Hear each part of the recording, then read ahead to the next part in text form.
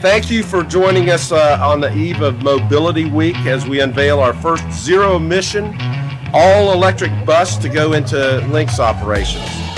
Mobility Week is a statewide celebration of promoting safer, more efficient transportation choices and an ideal time to think about how we can improve multimodal options to reduce traffic congestion and benefit the environment and improve public health.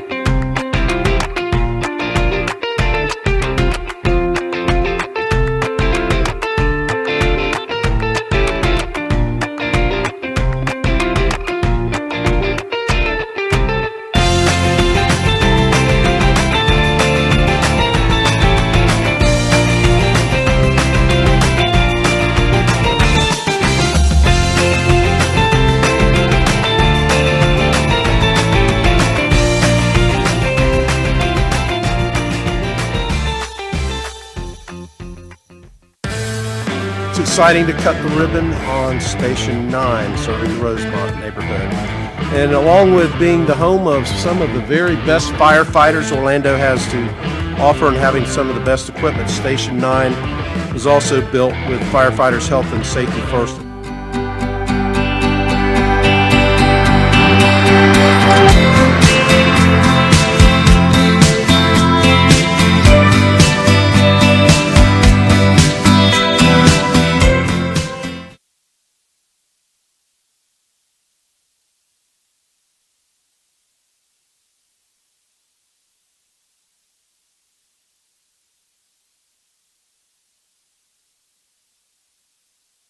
We're glad you've joined us for today's Redistricting Advisory Board meeting. We encourage members of the public to participate by appearing in person, watching the meeting online, or listening by phone and providing live public comment or submitting written public comment in advance. In-person and virtual options to watch and participate in the meeting while it is occurring is available on orlando.gov/meetings. The Redistricting Advisory Board is pleased to hear all non-repetitive public comment. Large groups are requested to name a spokesperson. When you are recognized, please state your name and address and direct all of your remarks to the board, and limit your comments to 3 minutes per item or as set during the meeting. The City of Orlando encourages courteous civil discourse in online settings. Persons making public comment are asked to conduct themselves with the same rules of decorum as they would in a traditional public meeting. At this time, I'd like to ask everyone to stand for the Pledge of Allegiance. I pledge allegiance to the flag of the United States of America, and to the republic for which it stands, one nation, under God, indivisible, with liberty and justice for all.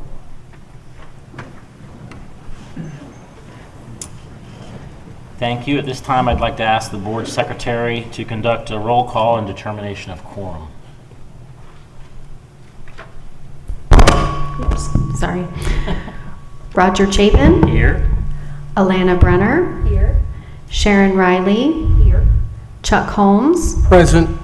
Freddie O'Grate. Katie Fleury. Here. Dan Kirby. Greg Lee. Alejandro Pizzini. Here.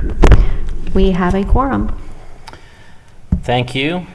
At this point, I would ask for a consideration of meeting minutes, starting with the Redistricting Advisory Board meeting minutes of March 22nd. And I'd look for a motion for approval or any motions for any changes or edits. I'll move approval, Mr. Chair. We've got a motion. Is there a second? Second. Motion and second. Any discussion? Seeing none, all those in favor signify by saying aye. Aye. Any opposed, like sign? Please show the minutes adopted. Item number 6 is old business. Do we have any old business? No, Chair. Okay, so anybody else have any old business? We'll move into new business. And we've got under new business, we still have both maps from the last meeting. So will we just go through both those maps like we did in the previous meeting? We can, sir, yes. Okay. So item A is introduction and review of Subcommittee Districts 1 and 2, Proposal 2A.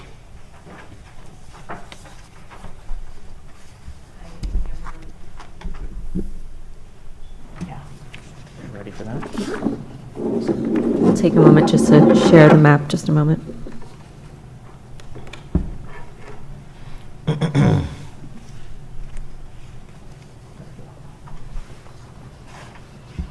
All right, you are looking at Proposal 2A, which is one of the maps that we saw at the last meeting.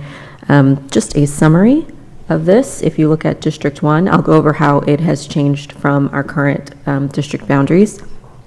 District 1 shrinks in this proposal in the Lee Vista area, and from Gatlin Road up to Curry Ford Road. So in place of that, District 2 does expand in the Lee Vista area, in the Curry Ford Road area. D4 expands as well into that former D1 space in the Conway Curried 4 West area and along East Michigan Street slightly. On this map, the top of District 4 changes a little bit by moving eastward to Mills Avenue, whereas the current border is a half block west of Mills. And it removes a few blocks north of Virginia at the northwest corner of the district. Between 3 and 5, this proposal moves the D5 boundary south. So the Willows neighborhood, Staghorn condos, industrial, commercial, and some residential areas south of Silver Star would join D3 instead of being in D5. Between 5 and 6, a portion of Metro West north of Hiawassee is proposed to move into D5, as well as Washington Shores, the Orange Center Boulevard area, and Holden Heights. And then down between 6 and 4, the area that we call a shark fin becomes part of 6, as well as a southern portion of the Florida Center North neighborhood that's below I-4, and the Camellia Gardens neighborhood. Those all move into D6, while the Millennia neighborhood remains in District 4. Thanks. Thank you. Is there any board input on this map? We've had a chance for some to digest it and maybe get some feedback from any commissioner appointees. At this point, I'd open it up for any board input. Mr. Chairman, I don't know if this is a premature, but I was wondering if staff could show us the differences between the Subcommittee 1 and 2 and the Subcommittee 3 and 4 maps. I mean, I think I know there's only a couple that I see. And if we could kind of narrow those down, we might be able to move towards adopting one. I don't know if that's valuable or not. Are you able to do that for us? Yep, we're going to pull that up right now.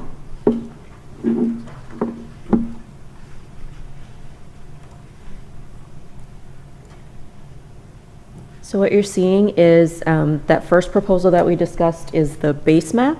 And so think about it as now you see hashed areas, and that's what's different between 3 and 4. Okay.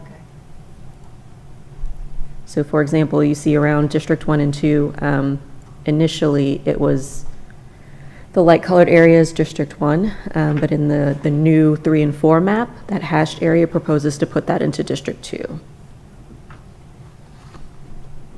Is there a particular area that you wanted to examine? No, it's just curious as to where the disputed areas are. I mean, I was on the District 1 and 2 subcommittee, and I mean, just in between District 1 and 2, the primary difference, if you look at the two maps, is District 2 picking up more of on the east side, and then the other one is picking more up on the west side of, I guess that's 436, right? Yes, Down at the airport. somewhere, 436. And I didn't know if any of the board members appointed by commissioners, Districts 1 or 2, had any input on either one of those, any significant input? Could we see 3 and 4 as well, just to get a comparison? I'm sorry? Because I'm looking at 1 and 2 right now, and obviously we have Holden Heights as a Sure. area that we need to look at, but I just want to get a clearer picture of the differences between 5 and 6. Yeah. Or the maps proposed by both. If I could hold that for just 1 second. Mr. Great, did you have something to say? You were District 2 representative, Yes. correct? Yes. Yes, in general, we agree with the drawing of this map, especially the one which maintains within District 2 or adds to District 2 east, the geography east of Cimarron, all the way down to McCoy, so that's Lee Vista. So you like the 3-4 proposed map, at least in that section? Can you show the 1 and 2 and 3 and 4? So this is 1 and 2. That's 1 and 2 that you're looking at right now. That's the one that transfers part of Lee Vista to District 2. Correct. Okay. But that's the plan from District 1 and 2 subcommittee, right? And so the plan from the subcommittee District 3-4, it moves more of that over to the west, excuse me. And you like the 3-4 proposal? Well, basically the east, keeping or transferring east of Samaran, north of McCoy. To that District area. 2. I'm sorry? To District 2, To District 2, yes. Okay, so you would be more aligned with the proposal, at least as it pertains to this area, that was submitted from the Subcommittee 3 and 4. In the sense that Commissioner Ortiz has been working with that, with the Leave Vista and the Gateway Orlando sector for a long time. Okay. So the proposal from District 1, sorry, I don't mean to interrupt. The No, go proposal ahead. for District 1 and 2 does pull in more of the eastern portion, correct? Okay, so- That's what you're talking about. Can you show again? I'm sorry, are you showing now? Currently, that is the proposal from District 1 or 2, and so Okay, 1 and 2, okay, so it that's the proposes one that, more. yes. Thank you. So that's the one he likes. So that's the one you like. Yes, that's the one we like. Okay. Thank you. Okay, I'm sorry. Commissioner Pizzini, you had you wanted to see some more of the differences between the two proposals, correct? Between District 3 and 4? Correct. Thank you.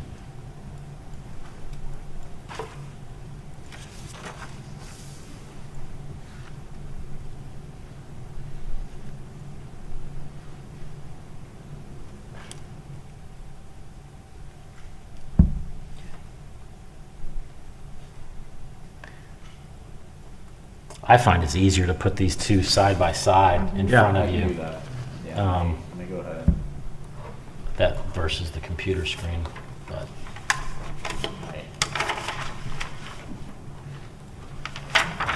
Mr. Chair, make a suggestion. one second. Mr. Kirby. Thank you. So I'm going to make a suggestion. So the District 3 and 4 map was, we went first, right? It was really prepared without any input from Districts 1 or 2 or Districts 5 or 6. I can tell you that. Both committees went without input. Yeah. So what I'm going to suggest after hearing from the 1 and 2 representatives, that we move to combine these maps in a way that would maintain the boundaries for Districts 1 and 2 as proposed imposed on the 3 and 4 map. Yeah. Yeah. If that gets us over the hurdle, because That's kind of what I was trying to do was take it step by step to see if we could get some acceptance.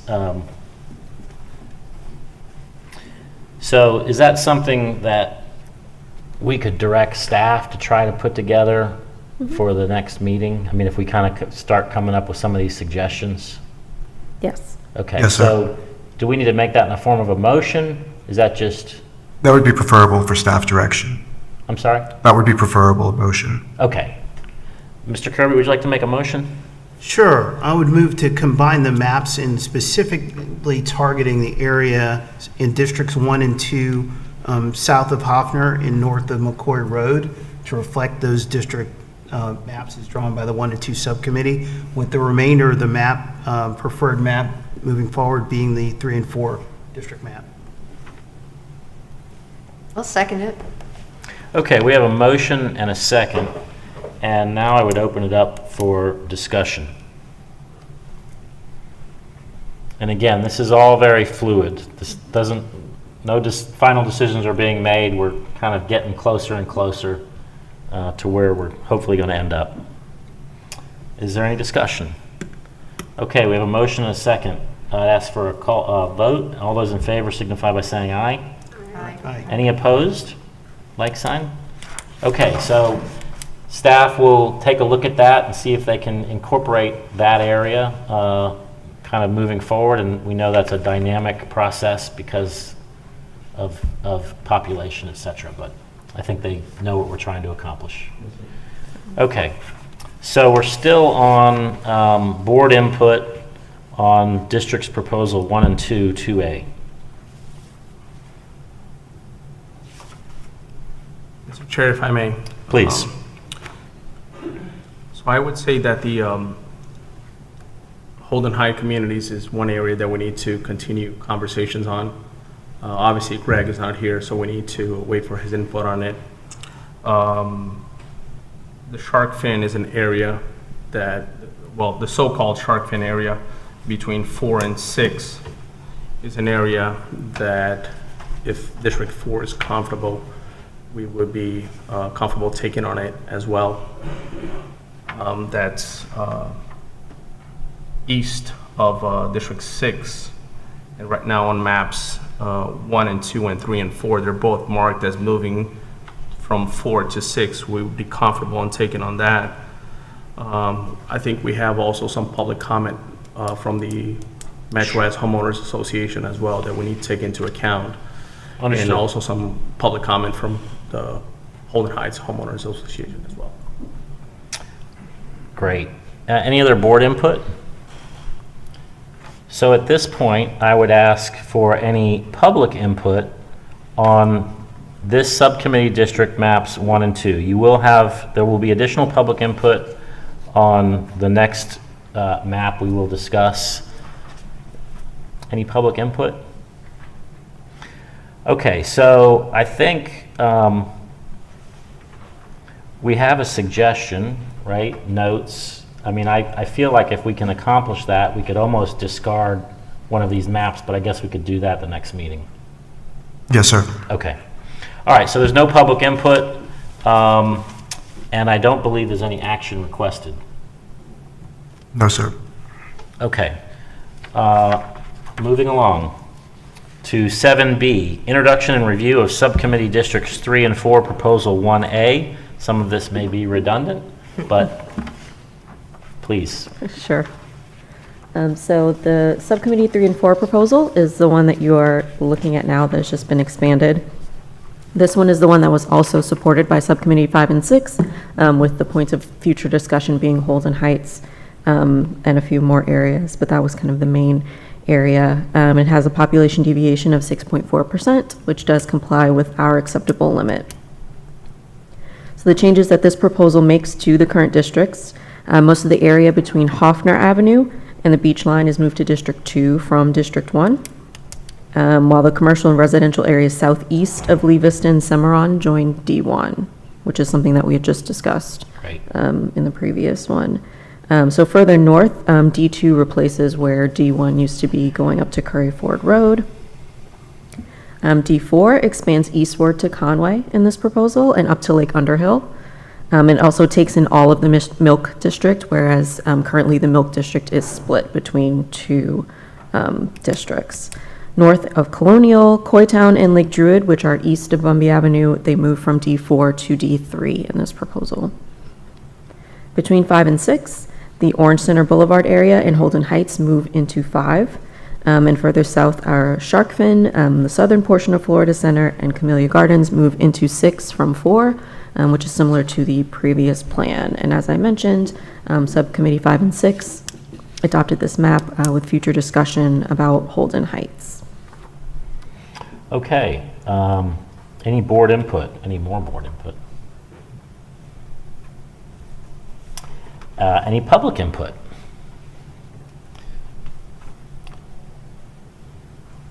And we have no action required, so Correct. I think we'll try to massage this a little bit more and come back and hopefully keep working towards one map. Okay.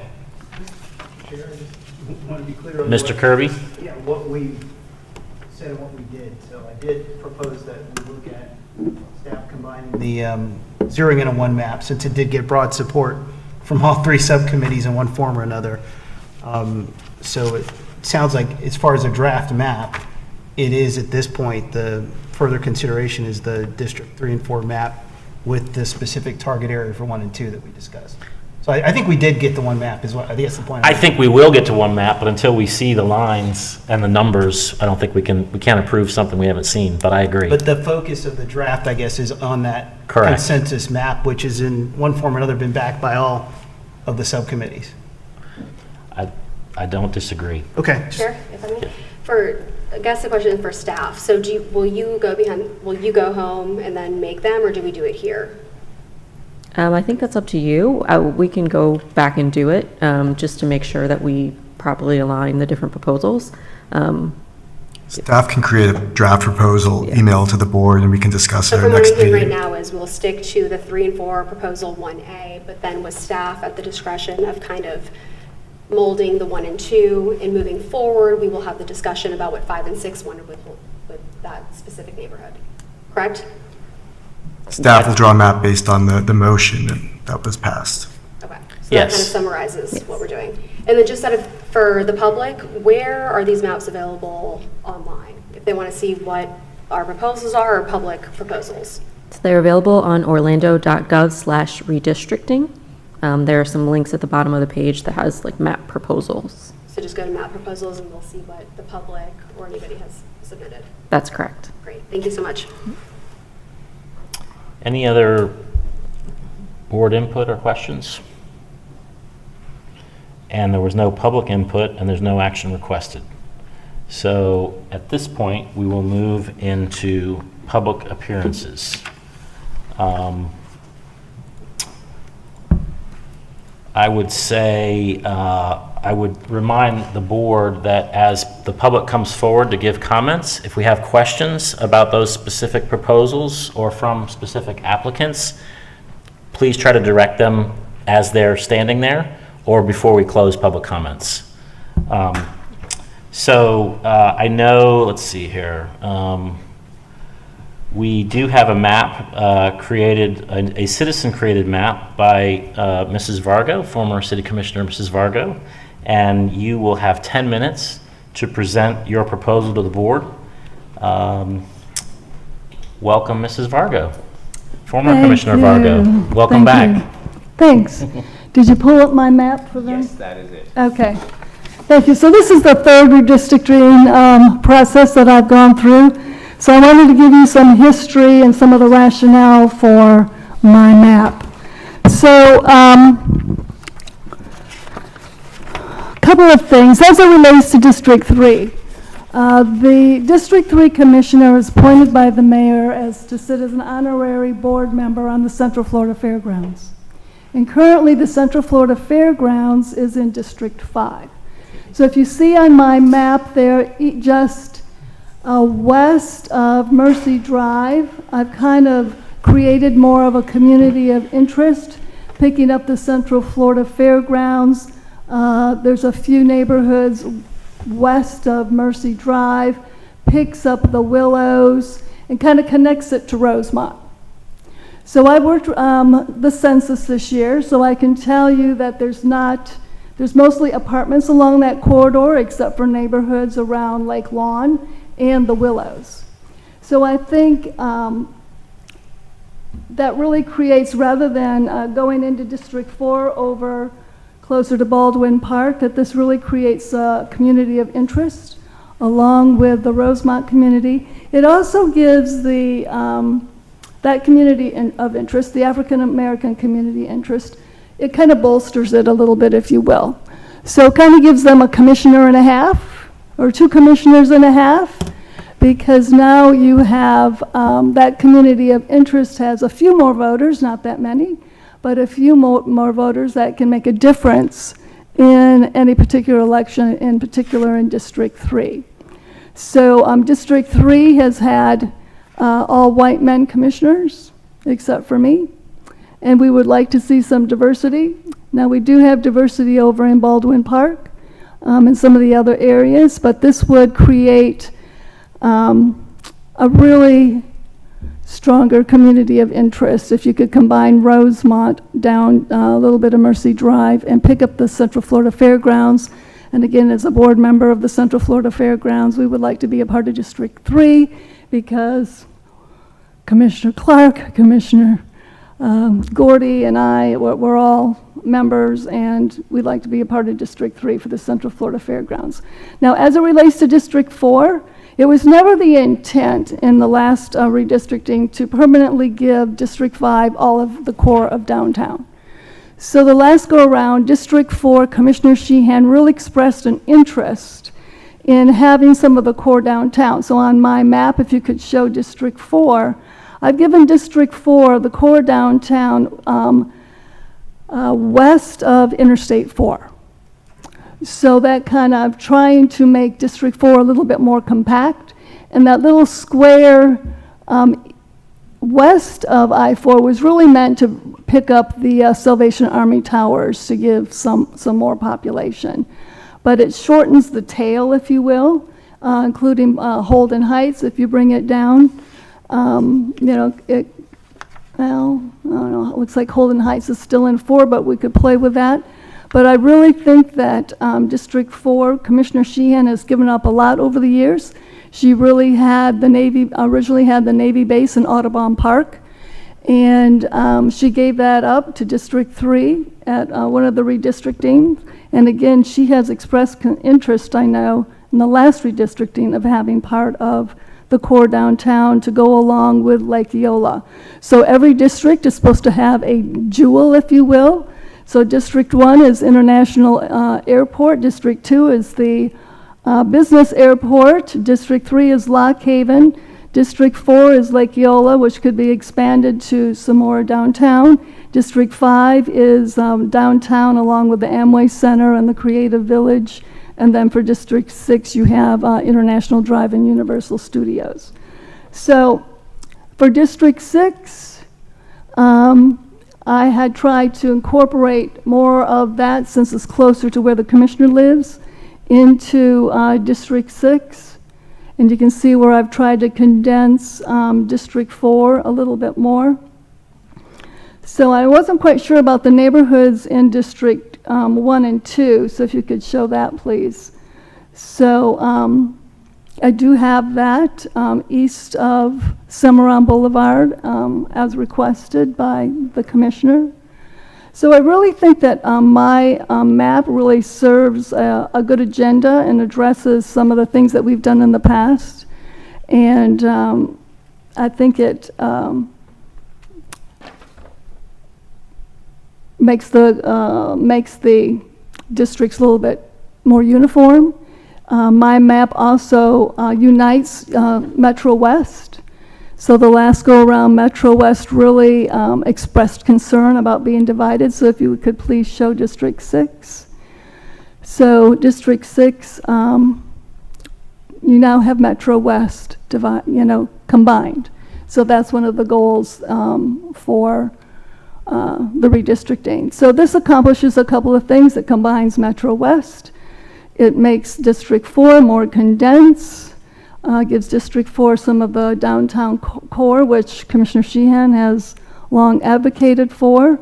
And it connects the Central Florida Fairgrounds to District 3, which is,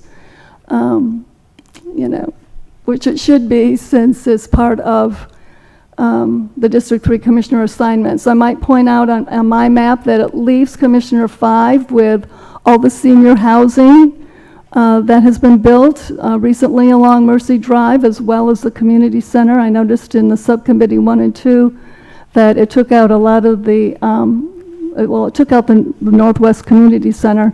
So my map leaves the Northwest Community Center in District 5. So, and I really don't think, I know in Subcommittee Proposals 3 and 4, it carves out more of District 4 neighborhood, and I really, would hate to see Commissioner Sheehan at this point lose any more of her neighborhoods. So I've really tried to condense it. I've tried to take into consideration some of the things and some of the objections that were raised the last go around. Does anybody have any questions about my rationale? Thank you for all the time you put into that. Well, I have a question. Yes, ma'am. It's more of a historical question about the fairgrounds appointee. Is there some reason why the District 3 commissioner is the appointee? It's just been a tradition. The mayor appoints, each commissioner is appointed to some honorary committee. You're probably familiar with that. And District 3 is appointed to the Central Florida Fairgrounds. So the feeling is either put us in District 3 or maybe assign the District 3 commissioner to something else. Right. But it works really well, I think. Like I said, the Willows is you've got Rosemont, then you've got the Center of Commerce, and then you have the Willows above Silver Star Road. And then there's just that little section, and like I said, most of that is multifamily, except for around Lake Lawn. So it seems to work pretty well as a community of interest, and it's a way to get the fairgrounds back into District 3, but I mean, I don't know what else the mayor, what other entity the mayor could appoint to, for the District 3 commissioner. But again, I think District 4 really should include part of downtown Orlando. It just makes it more concise. District 5 isn't giving up anything as far as really influence, because they still have the Amway Center. District 5 still has the Creative Village. We bring Metro West together. So I really tried to take into consideration some of the things that were said in the previous. Again, it was never the intent for District 5 to include all the core of downtown. We did that because of the numbers. So, and that was kind of the idea, was that this go around that we would revisit the core of downtown and potentially give District 4 part of that. And I know we have some more questions. okay. Mr. Kirby. I was curious, Commissioner Vargo, the reduction in the amount of, let me try this with the mic. Yes.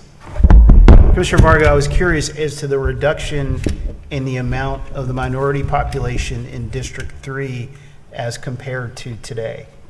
Well, this would increase the minority population in District 3, which I think is a good thing myself. I think it's a good thing. I'll give you an example why. When they were planning for the packing district in the park, that's at the corner of kind of W.D. Judd, Princeton. Unfortunately, the District 5 folks were never invited to one single meeting, and that's really kind of a concern to me since they're right across the road. So by putting part of that little African-American community and that community of interest and linking it to Rosemont, that creates not much of a bigger block, but a little bit bigger block and it would require, I think, the commissioner for District 3 to be a little bit more sensitive to African-American issues and concerns, which I think is a good thing. It would be a good thing. Yeah, I'm not really seeing that because it appears it's doing the reverse. It's decreasing the numbers. I guess we'll have to dig into the numbers a little bit more closely. Well, it's just increasing the African-American numbers in District 3. Doesn't appear to do that based on the geographic area, but we'll have to look at the numbers.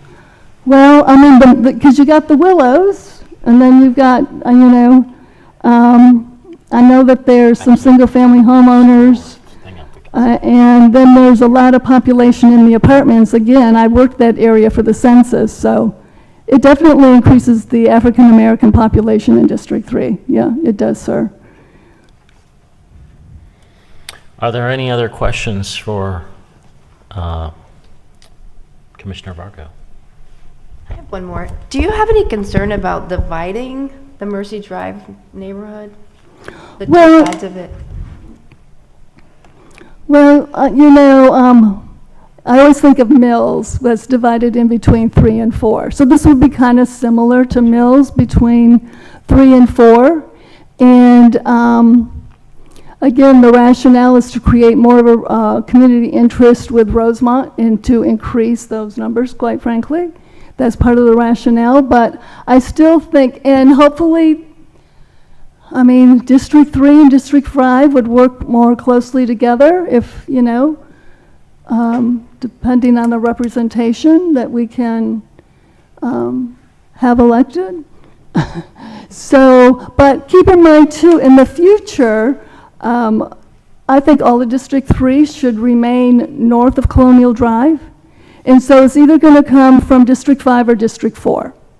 So it's like, as to your question about the African-American community getting more power, some people think that putting all the African-Americans together gives them more power. I have the philosophy, if you can create a big enough block to where they're a minority, but they're still a big enough block, that it makes a difference. And I'll just give the example. I know we're not supposed to talk about this, but not in this past election, but the election before.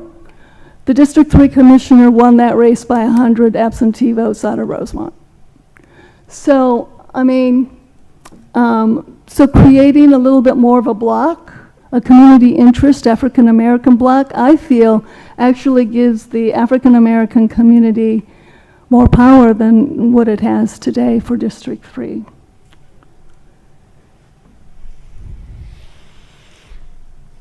Any other questions? Could we scroll up on this map a little bit just so I can see the numbers at the bottom? Yeah, I just want to just want to study those numbers for a second. Thank you. I don't know if you did that, Commissioner, or somebody else did it. But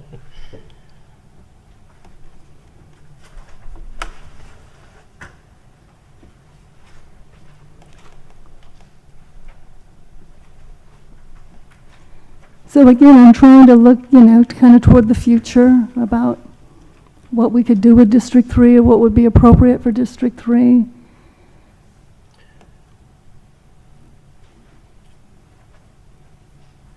And I don't think, if we're looking to strengthen minority representation, I think my map has a good opportunity to do that.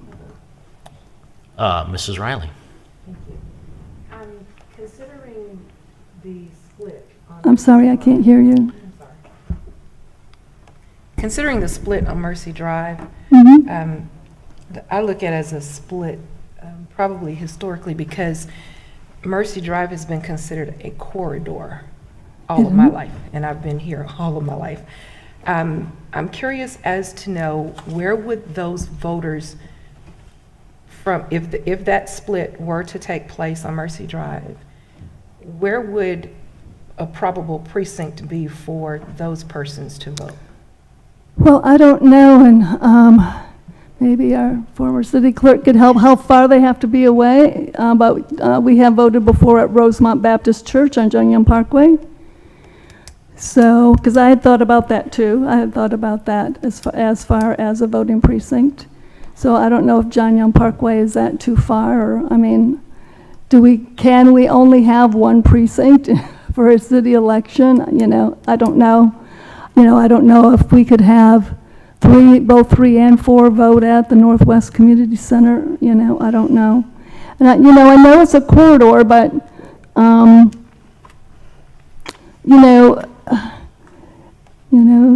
you could take that loop down there. You got the Subaru up there at the corner of John Young and Princeton. You got the Subaru dealership. So I mean, I would imagine the next go around we're going to come down further. Further into that area south of Silver Star, because there's probably not a lot there. I've tried to preserve all the senior housing together in District 5 along with the community center, but but I would think that the Rosemont Baptist Church, if that's not too far, it's right there by the right there by WKMG is where that's located. So, and we have voted there before, or we could move it to Church in the Sun. That's one of our precincts where we have voted. So in particular, the Willows at least, which is north of Shader Road, I think should come in to Mercy Drive, because that's not, necessarily a part of that corridor, if you're concerned about that. But at least the Willows should come into, I think, District 3. Do you know where the Willows are, ma'am? Yes. Thank you. Thank you. Thank you. Any other questions for Mrs. Vargo? Thank you very much. Thank you.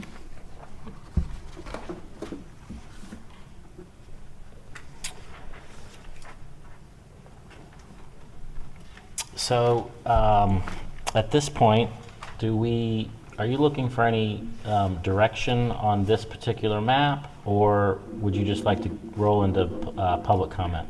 Did you want me to do the map? I'm sorry. No. I don't know.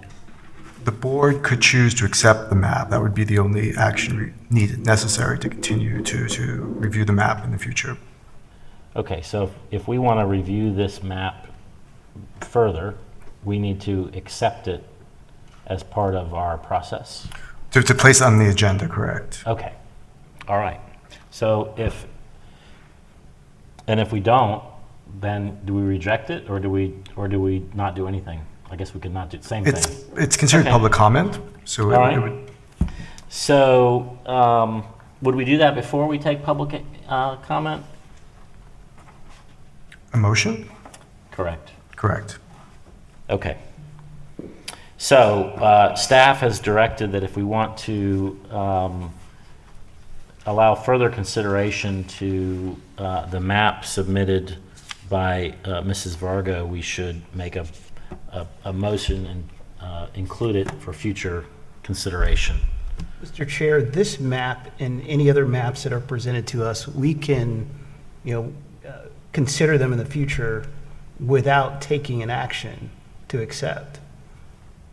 Right? We just simply, one of us has to put it on the agenda for consideration. So we're not bound to, based on the first view, to start accepting any map that someone submits, and still we can consider it further in the future. And, this is my concern is that we have to get into the numbers in that. I would be concerned about just accepting it without looking at the numbers further and comparing it to where we stand today, but we can always bring it back. So we can choose to exercise that option in the future. Yeah, we could accept it and reject it later, or we could not accept it and accept it later, and we could study it more. Sure. Hang on, let's. Didn't we have a map last time that we just heard and we didn't vote on it last week? Didn't somebody submit a map? No? There's no public submittals for maps last week? I think this is the first public. This is the first public map. We did at the subcommittee certainly get a map that Yeah, balanced the population. Yes. That's At the for sure. subcommittees, we had a map, and I don't remember voting on it, so I was just, I guess, seeking clarification.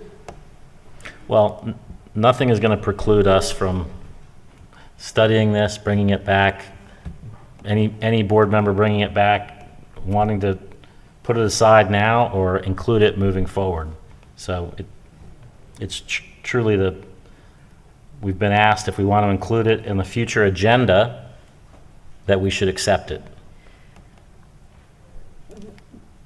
Yes, but weren't we trying to slim down to a starting point to more or less one map today and then go to our district meetings? Depends to what get your public input? prerogative is. I mean, yes, it'd be nice I guess that might be a to. question for staff too. Was the purpose of our meeting today to slim it down to kind of start off with one map and maybe restart it based on one map? Or is it to submit multiple maps and restart it from multiple maps? I think that might help us. Staff's goal is aligned with the board's, which is to provide a recommendation to City Council. How the board ends up getting there is really the board's prerogative. So next, once we go and get district feedback, once we have our meetings there, will it be all new proposals again? Or will we be starting off with something? I guess is my question.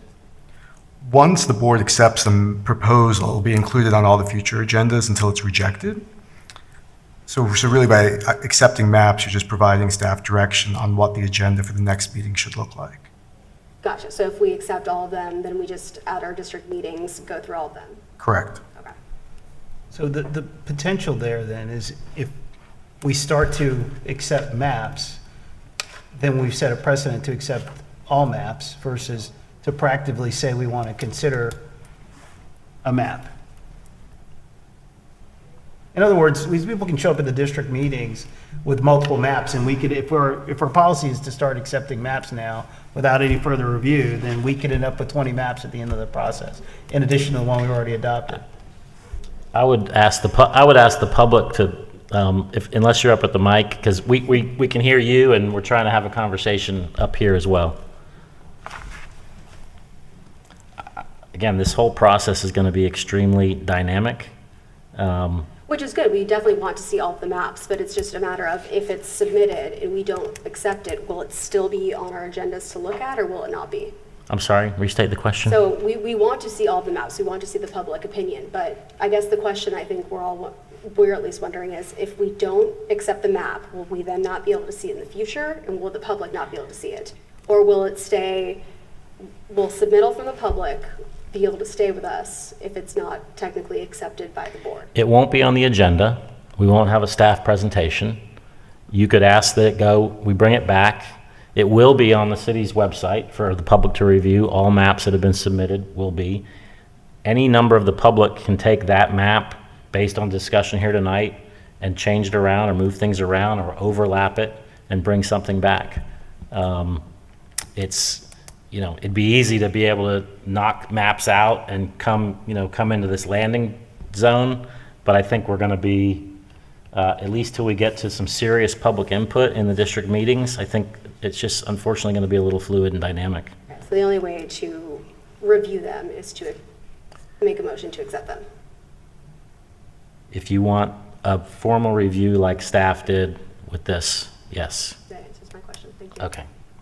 So, I'm still waiting on any board motions or discussion. Mr. Chair, Yes. I believe that it's kind of our duty that we're bound to review and accept viable mapping as we go through this process.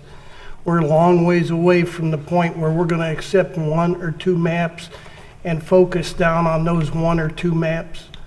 So I would like to make a motion to accept the drawing as submitted by Ms. Vargo until a further date of review that we decide to change that. There is a motion to accept the map. Is there a second? I'll second it. We have a motion and a second. Is there any discussion? I would say I agree. All those in favor signify by saying aye. Aye. Any opposed? Great. So we will add that map for the next meeting for staff review and presentation. At this point, we move to public comment. And do we start with live public comment in person, or do we go online? Right now, we do not have anyone online. Okay. So at this point, I would ask anybody from the public who wishes to address the board to come forward, submit your public appearance form.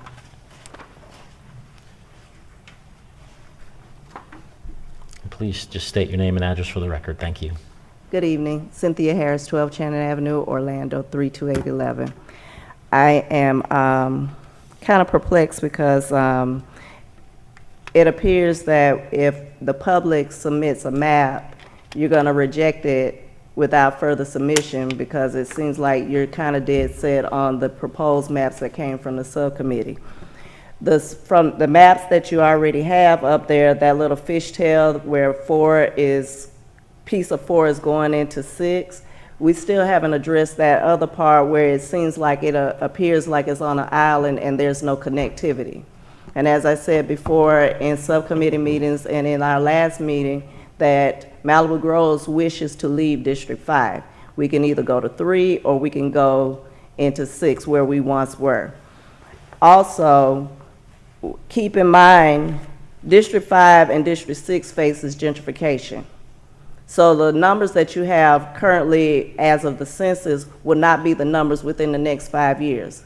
We're losing 6 public housing complexes.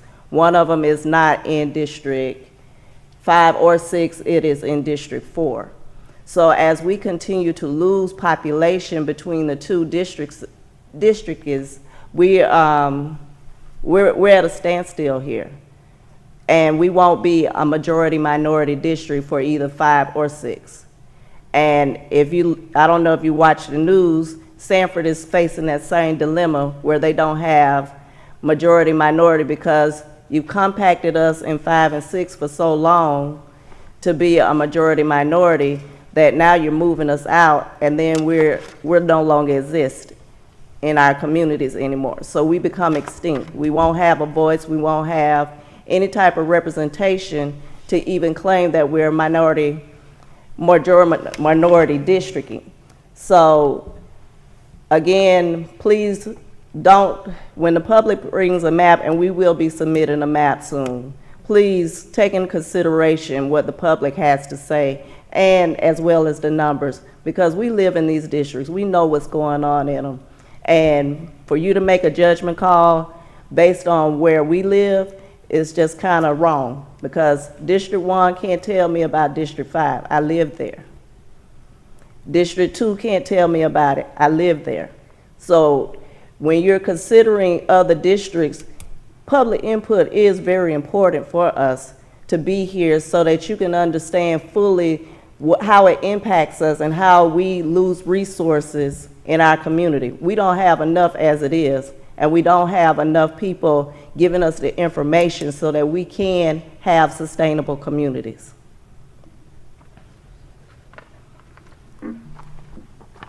Thank you. Does that conclude your remarks? That concludes my. Okay. Before you leave, I just want to see if there's any questions or comments from the board. I don't know how this queue works, so who went first here? I'll start with Mr. Kirby.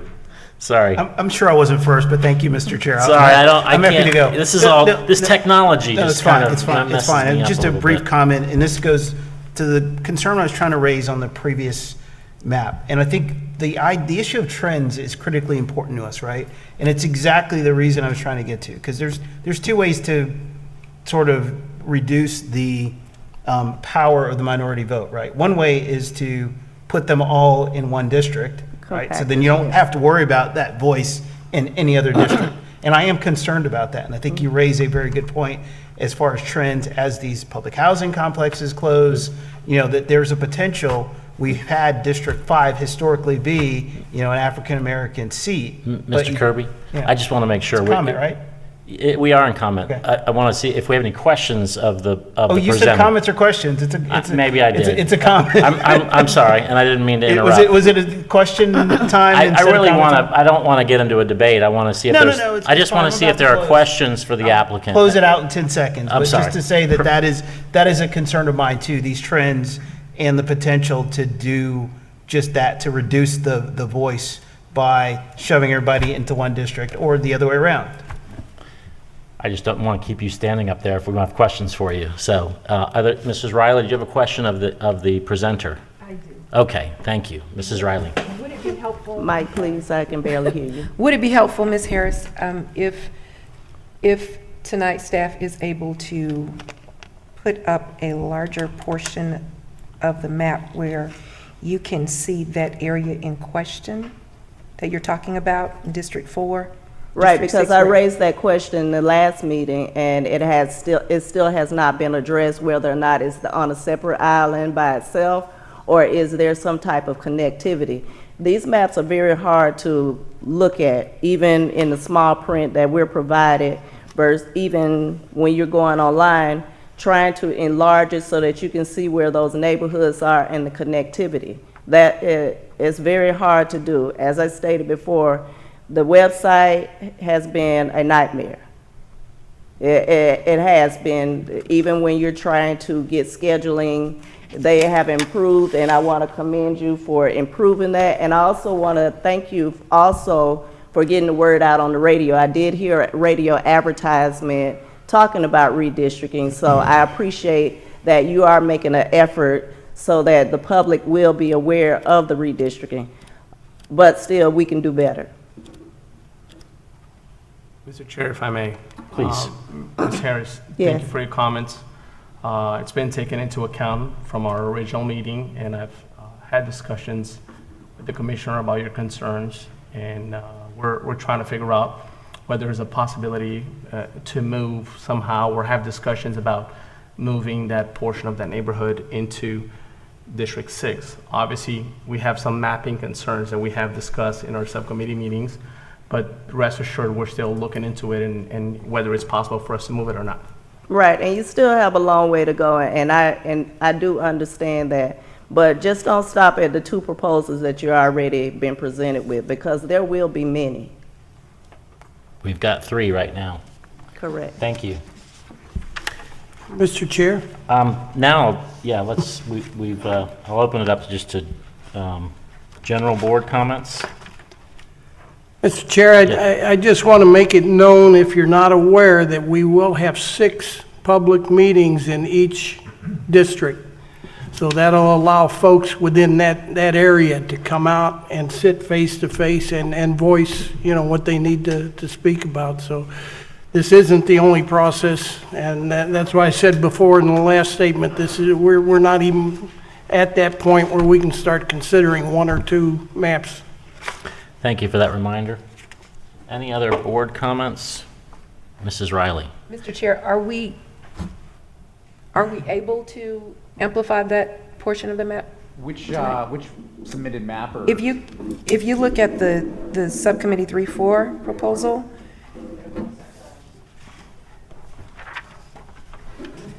it's that narrow area that includes I-4, where District 5 is west of I-4, District 4 is east, and that narrow portion going down to District 6.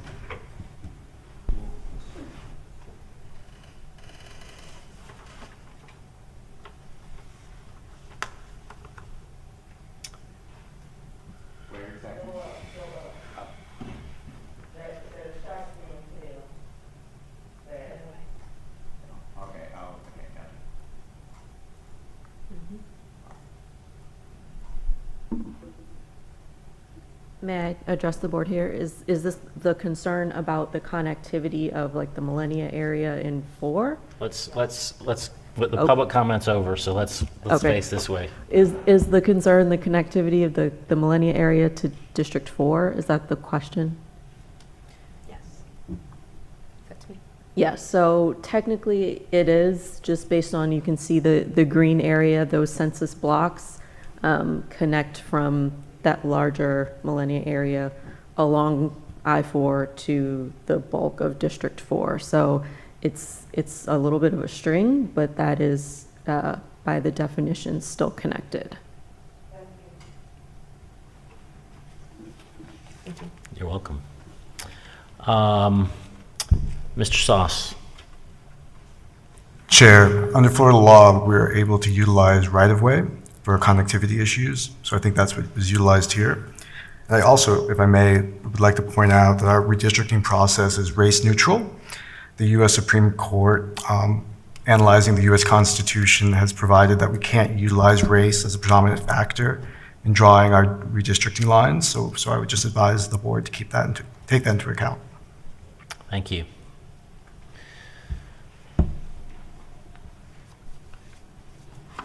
Any other board input? Is there any other public input, I guess I should ask? Any other speakers from the public? Anybody online? No one is online at this time. Okay. So now I'm going to close public comment. And before we adjourn, I would just open up the floor if anybody has any questions or comments or concerns or direction. And yes, I think you can, there's a button, request to speak button. Yeah, I was pressing that earlier, but it didn't seem to be working. Okay, great, so that Log you works. down, Chair. If I Mrs. may, Fleury, again, I thank think you. it is very important to hear all of the public maps, because like you said, everybody knows much more about their districts than we do. So now that we know that as long as you submit it, it's public, we can all find it under the website that staff said earlier, and then the process for the board is to accept it, and then we can talk about it in person. I think that's just good clarification for everybody to know now that we've established that tonight. So thank you for being here, and please continue to submit. And we'll see everybody in the public at all of our meetings. How many do we have, staff? 6? We go 6? Perfect. I think we have about 12 meetings left. 12 left. Perfect. Yeah, and I don't think we set a precedent by accepting maps. If there was something objectionable to a map, we could have outright just rejected it. But that didn't seem to be the case to me. Other board comment or questions? Mr. Kirby, thank you. Yeah, Mr. Chair, just if it's staff direction, would certainly encourage us to look at some of these population trends within the district. I know we're not required to look at that because we use the data as of the census. However, being realistic, it'd be good to know where we expect to see some of these shifts. We've already certainly in the committee recommendation for the boundaries of districts 1 and 4, taken that into account. So, it's something to be worthwhile to both hear from staff, but also encourage the public to share with us, their concerns around trends in the population and what they see in terms of development and the impact on their districts. Chair, all of the binders have a map that outline all the major developments from 2020 through 2022, but I can circle back with staff and see if we can provide some projections for the board. Thank you. Anybody else? Mr. Chairman, did we also have some written comments that were submitted? And does that need to be discussed at all? I'm asking staff, really. They'll be included in the record, and they've been provided to all the board members.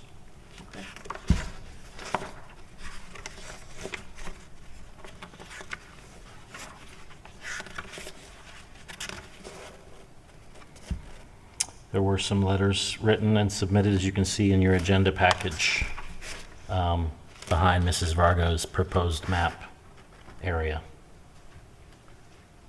So will those be part of discussion in our subcommittee meetings? You can discuss anything you want in your subcommittee meetings. I would encourage you to read these letters, especially if it pertains to your subcommittee district. I would encourage board members to meet with their commissioners as these maps come forward, to hear about concerns. Obviously, as everybody stated and everybody knows, we're going to have multiple more meetings ahead of us. So yes, right now, I think we're in the position of we're just taking as much information as we can get. Anybody else?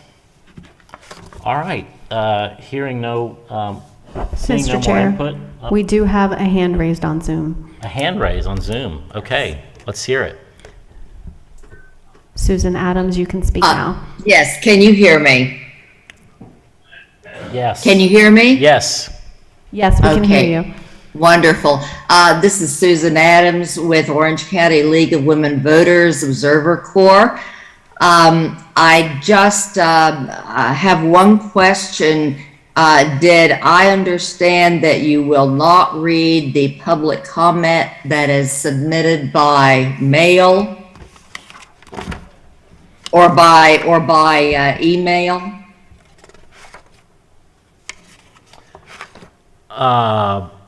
Mr. Sauce? You can certainly read it into the record if you'd like. I think they're quite lengthy. Yeah, we have, I mean, I don't object to that, but we get several letters and emails that are part of the agenda that each board member reads. So I think if we start reading every letter and every email, we could be here for some time. I think if you wanted to read a letter you have or you submitted or somebody else's letter, you could do that during your public appearance. The written public comment wasn't received within the 48-hour deadline, so we can certainly put those online with the agenda packet, but they technically wouldn't be part of the record. They're just part of the board's record. Comment received within 48 hours Correct. Goes to the next meeting. Correct. Okay. Is the speaker still online? Did she drop off? Yes, I'm still here. Would you like to read? So your comments are really numerous, and that would take too much time in the meeting. I understand. Okay, thank you. Would you like to read something into the record? Not at this time, thank you. Okay, thank you for joining us. All right, anybody else? Any other hands on Zoom being waved? Any other board input? All right, seeing none, consider the meeting adjourned. Thank you for coming. Thank you to the public for coming.